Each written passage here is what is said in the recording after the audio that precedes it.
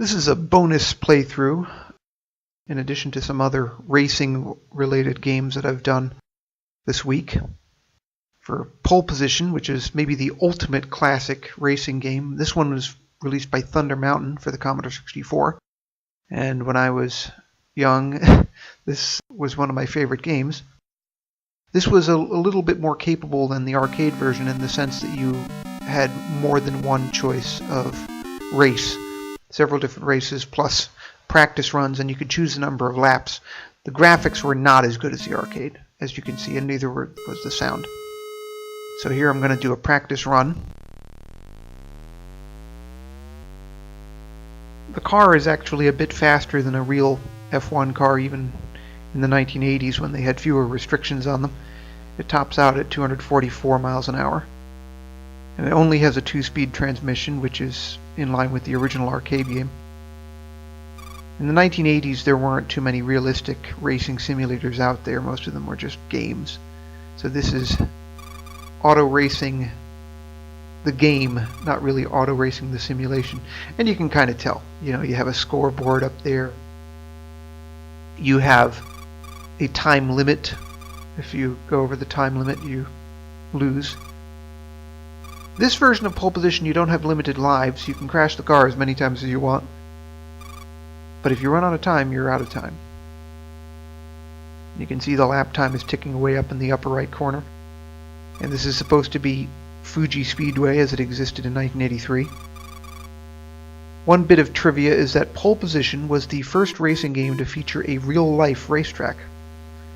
Although Fuji today is configured quite differently from how it was in the 80s.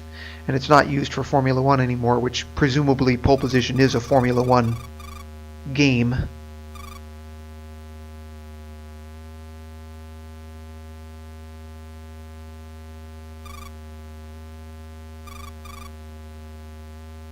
So, one thing that's different from a more realistic simulator is that race lines don't help you very much. I've found that the best path through a curve or through any part of the track in Pole Position is to try and gravitate towards the center line. And the reason for that is that it's rather difficult to change lanes in time to get away from cars that you have to pass, and your opponents drive far slower than you do.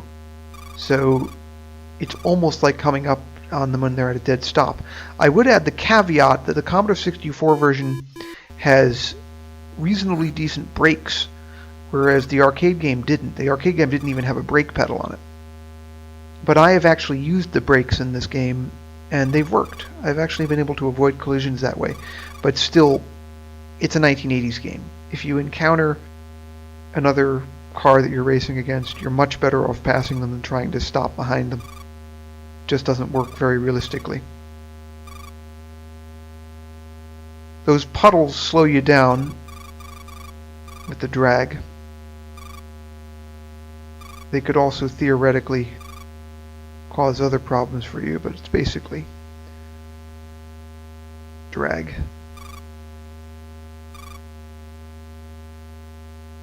I've set this practice run for 3 laps because it's what I'm used to from Accolade's Grand Prix circuit. Ever since the 80s, I've been doing my racing simulations at 3 laps.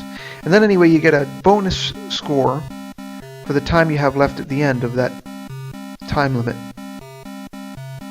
So this ticks through.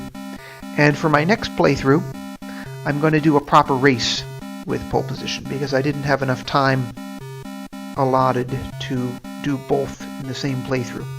So I will be back for that playthrough.